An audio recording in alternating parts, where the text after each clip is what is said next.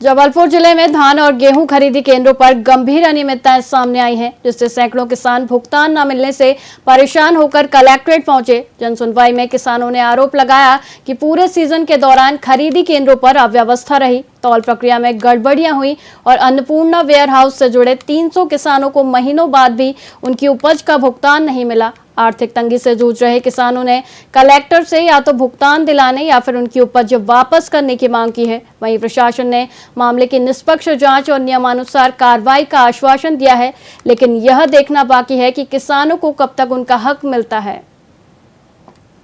हम लोग ने तुलवाया वहाँ पर, अब हम लोग का वहाँ से भुगतान नहीं हो रहा है। उस विषय में हम लोग यहाँ आए थे कलेक्टर साहब के पास, तो कलेक्टर साहब ने हम लोगों से बोला कि वहाँ पर गेहूँ क्यों लेके गए थे।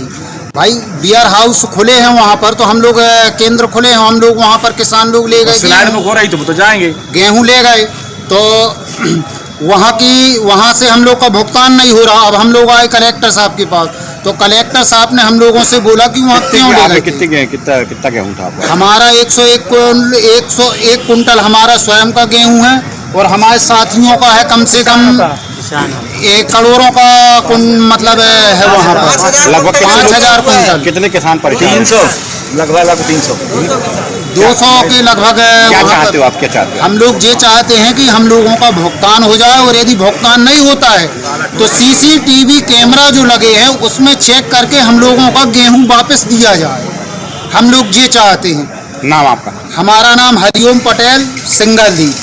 कलेक्टर साहब ने क्या बोला? कलेक्टर साहब ने ये बोला, हम लोग गए थे बोले आप लोग यदि मालूम था तो क्यों ले गए? यदि हम लोग को मालूम होता तो हम लोग गेहूं लेके जाते वहाँ पर, लेकिन कलेक्टर साहब ने कोई आश्वासन नहीं दिया। बोले ठीक है हम करेंगे। यदि वो चाहते तो ये बोल सकते थे कि हम आपके मतलब जो साथ में हैं, हम कार्रवाई कर रहे हैं, आपसे जल्दी मतलब आपका निराकरण करेंगे, लेकिन कोई ऐसा आश्वासन नहीं दिया उन्होंने। साफ बोल दिया कि आप लोग के भैया जो हुआ है वो आप लोग देखें, आप लोग पकड़ें।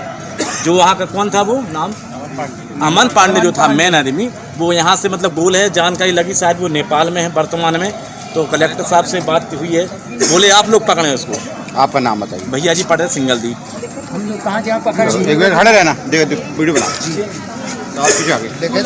वो कागज भैया साथ में खड़े हो जाओ।